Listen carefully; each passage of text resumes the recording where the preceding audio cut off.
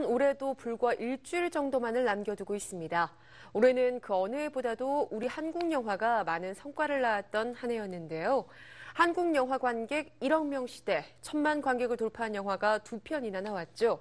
하지만 그 이면에는 한국 영화의 다양성은 더 상실됐다는 비판도 있는데요.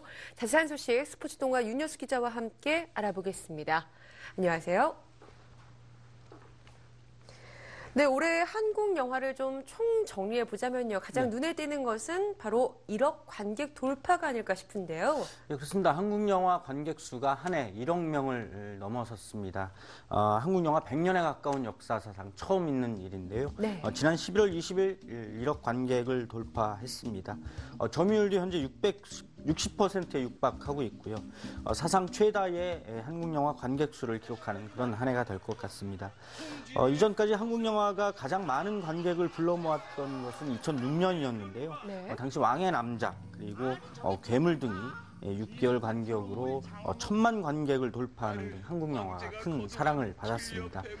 이미 2000년대 초반부터 흥행세를 달려왔던 한국 영화가 상당한 그 정점을 찍은 것이었는데요. 영화계가 화랑을 겪기도 했지만 이후에 오히려 무분별한 투자 등에 대한 비판이 나오고 또 다양한 한국 영화가 관객에게 사랑받지 못하면서 한동안 침체기를 거치기도 했습니다. 하지만 지난해부터 서서히 한국 영화에 대한 관심이 높아지고 또 영화계에서도 좀 더 짜임새 있는 영화를 내놓기 시작하면서 흥행세가 다시 탄력을 받았고요. 결국 올해 한국 영화가 1억 관객을 돌파할 수 있게 됐습니다. 네, 1억 관객 돌파 대단한 기록인데요. 예. 아무래도 올해 1,000만 관객을 돌파한 영화가 2편이나 거의 연이어서 나왔기 때문에 이런 기록이 가능한 게 아니었을까요?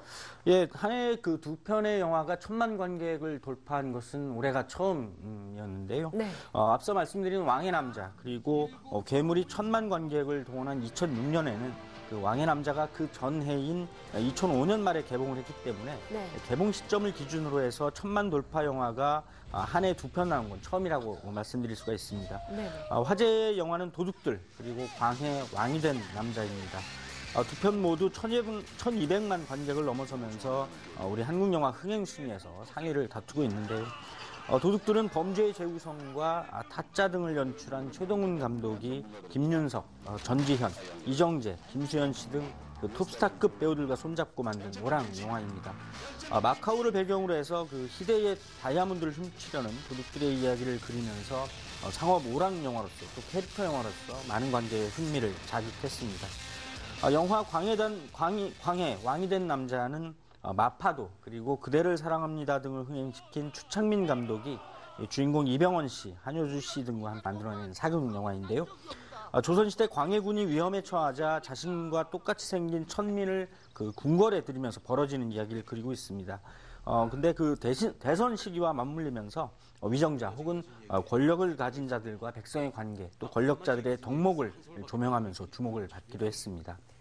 네, 우리가 1,000만 영화 이렇게 얘기는 쉽게 하지만 네. 사실 정말 어려운 기록이잖아요. 그렇죠. 특히 400만 관객을 돌파하기도 쉽지 않다고 하는데요. 올해는 꽤 그런 영화들이 있었어요. 네, 그렇습니다. 영화계에서는 그런 영화를 대체로 중방 영화다 이렇게 네. 부르고 있는데요. 예. 사실 올해 한국 영화가 한 해 동안 1억 관객을 돌파할 수 있었던 것도 도둑들이나 광해 왕이 된 남자처럼 1,000만 관객을 불러모은 영화들도 영향을 미쳤긴 했습니다. 하지만 이런 400만 명 이상 관객을 꾸준히 불러모은 상당수 영화들의 힘이 더 컸다고 봐도 과언이 아닐 것 같은데요. 지난해 하반기 이후에 완득이나 써니, 네. 최종병기, 활 같은 우리 한국 영화의 잇따른 흥행세를 등에 업고 올해 초부터 한국 영화가 관객의 사랑을 받았습니다. 댄싱 퀸, 그리고 부러진 화살, 범죄와의 전쟁, 나쁜 놈들 전성시대를 필두로 해서 건축학개론, 내 안의 모든 것, 연가시, 바람과 함께 사라지다 그리고 최근에 늑대 소년 등에 이르기까지 많은 그 중박 영화들이 한국 영화의 탄탄한 허리구실을 해줬고 기둥 역할을 했습니다. 이런 영화들이 없었다면 아무리 1,000만 영화가 2편이나 나왔다고 해도 1억 관객 돌파는 쉽지 않았을 것 같다고 영화계에서는 보고 있습니다. 네, 지금 말씀해주신 영화들 보니까요. 뭐 댄싱 퀸, 부러진 화살, 늑대 소년, 건축한 결혼 정말 흥행작들이 장르가 다양했던 것 같은데요. 네, 그렇습니다. 멜로, 코미디, 사극, 그리고 느와르, 또 사회물에 이르기까지 말씀하신 대로 상당히 다양한 장르의 영화들이 관객의 사랑을 받았습니다. 2000년대 중반까지 한국 영화는 사실 일부 특정 장르에서 쏠림 현상을 겪으면서 관객에게 많은 그 식상함을 가져다주기도 했는데요. 그래서 올해처럼 다양한 장르의 작품이 이렇게 흥행에 성공한 건 큰 의미를 갖습니다. 또 올해 한국 영화계의 두드러진 키워드를 뽑자면 건축학개론이 불러온 첫사랑의 이야기가 아닐까 그런 생각이 드는데요. 최근의 흥행작 늑대소년 역시도 넓게 보자면 첫사랑의 그 아련한 추억의 감성을 자극한 작품이다. 이렇게 말씀드릴 수가 있겠는데 이런 흐름은 올해 한 해 그 대중문학의 첫사랑 신드롬이라고 불린 하나의 현상으로까지 연결되면서 영화의 힘을 보여주었습니다. 특히 그 건축학개론의 수지 씨 그리고 영화 늑대소년의 박보영 씨 등은 추억 속의 첫사랑을 떠올리게 하는 그런 하나의 아이콘 같은 이미지로 많은 관객의 사랑을 받았습니다.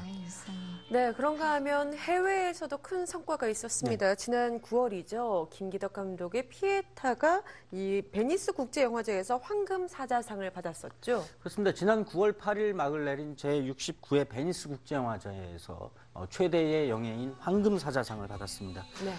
베니스 국제영화제는 한때 그 칸, 베를린과 함께 세계 3대 영화제로 꼽혀온 역사상 가장 오랜 그 전통을 지닌 영화제인데요. 그래서 피에타의 수상은 더 큰 의미를 갖고 있다 이렇게 볼 수가 있습니다. 네. 김기덕 감독은 이미 2004년 빈집이라는 영화로 베니스 국제영화제 감독상인 은사자상을 수상한 데 이어서 다시 한번 베니스의 선택을 받게 됐습니다. 예. 영화 피에타는 그 이정진, 조민수 씨가 주연을 맡았고요. 악독한 사채업자에게 엄마를 자처하는 여인이 나타나면서 벌어지는 이야기를 그리고 있는데 이를 통해서 김기덕 감독은 인간의 구원과 용서에 관해서 묻고 있습니다.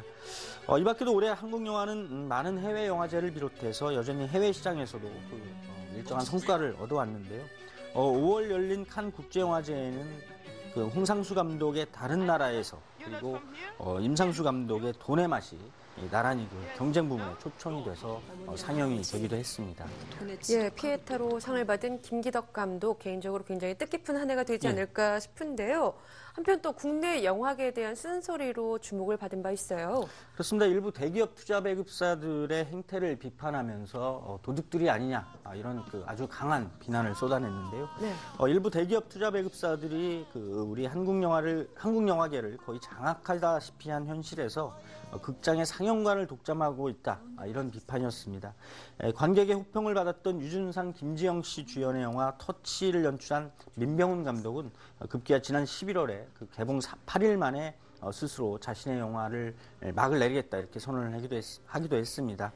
대기업 투자 배급사들이 자사의 계열사인 멀티플렉스 극장들의 지원 속에서 그 상영관을 싹쓸이했고 또 그럼으로써 작품성에 대한 호평을 받는 이른바 작은 영화들의 피해가 속출하고 있다. 이런 아주 강한 항의의 표시였습니다. 네, 대기업 투자 배급사들의 횡포라고 볼 수 있는데요. 네. 한국 영화계는 뭐 말씀해 주신 것처럼 1억 관객을 돌파하고 1000만 관객을 기록한 영화가 2편이나 나왔지만 이렇게 독과점 문제는 여전히 해소되지 않고 있다. 이렇게 보는 시각들이 많죠. 예, 국내 3대 대기업 투자 배급사들의 점유율은 약 90%에 육박하고 있습니다. 네. 한국에서 영화를 만들어서 상영을 하려면 이들 대기업 투자 배급사들의 투자 혹은 배급 또 상영에 대한 지원이 없이는 사실상 영화를 만든다는 것 자체가 힘겨운 그런 실정임을 말해주고 있습니다. 특히 이들 대기업 투자 배급사들은 이제 본격적으로 제작에까지 뛰어들고 있는데요. 사실 대기업 투자 배급사들의 영화 제작은 10여 년 전부터 시도가 되어 온 것이기는 합니다. 하지만 올해 흥행작 광해 왕이 된 남자의 경우에는 아예 기획부터 상영까지 대기업 투자 배급사가 주도한 작품이라는 점에서 이전과는 다른 형태로 꼽히고 있습니다. 제작사는 단지 그 대기업 투자 배급사의 지휘를 받는 제작업체로 전락한 게 아니냐 이런 곱지 않은 시선까지 나오고 있는 것도 무리는 아닌데요. 네. 이런 상황은 앞으로 더욱 굳어질 것이라는 관측도 나오고 있습니다. 결국 그 대자본에 휘둘리는 그런 상업 영화만 특세하면서 우리 한국 영화의 다양성이라는 문제는 앞으로도 더욱 심각해지지 않겠냐 이런 우려가 제기가 되고 있습니다.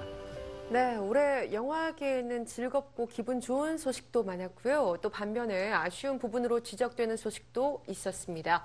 이 모두가 우리 영화를 사랑하고 아끼는 마음에서 출발한 것이 아닐까 싶은데요. 한국 영화의 힘, 결국은 관객의 사랑으로부터겠죠. 내년에도 좋은 작품, 다양한 작품 기대해 보겠습니다. 오늘 이야기 스포츠동아 윤현수 기자와 함께했습니다. 고맙습니다.